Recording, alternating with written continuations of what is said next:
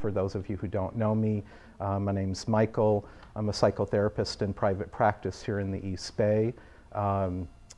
As was already mentioned, I'm a former high school counselor for about 6 years at an independent school here also in the East Bay.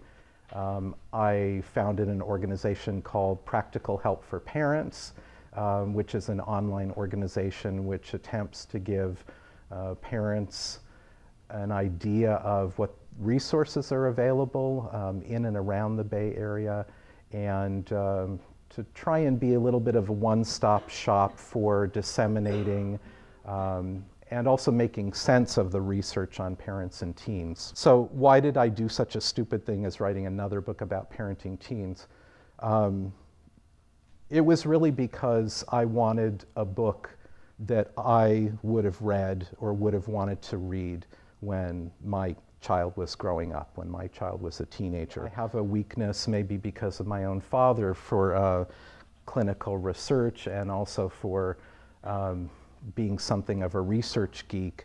And I really wanted to be able to take material that was strong and solid about adolescence, but that also had a backup of, you know, what's the science say about what adolescents are doing and why adolescents are doing it. The book is all about, it's not about coming up with the perfect strategy for your child. It's about being close enough to your child that they can actually feel you engaged in an ongoing way with the wish to approximate an answer that's based on them. Our kids' eyes are wide open. They are seeing the world that we're creating for them and the world that we're leaving for them.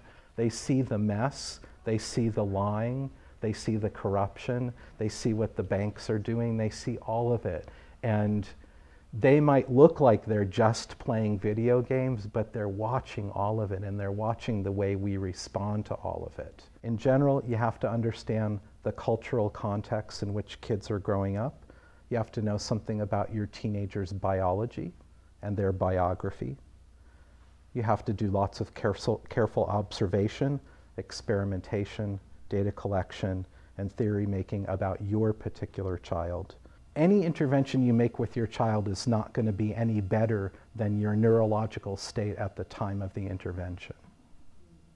Okay, so what that means is you could have exactly the right intervention on paper, and it could just be perfect, like therapist approved. But if you're in a state of distress when you implement that intervention, what your child will feel is your distress. And that's what's going to read most.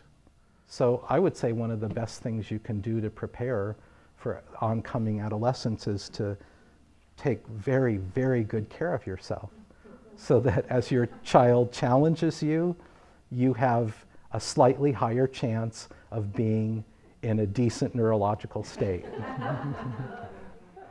Your other question about, is it possible to have a good relationship while you're setting boundaries? I'll say with some, not too tongue-in-cheek, it's not possible to have a relationship with your kids unless you're setting boundaries with them.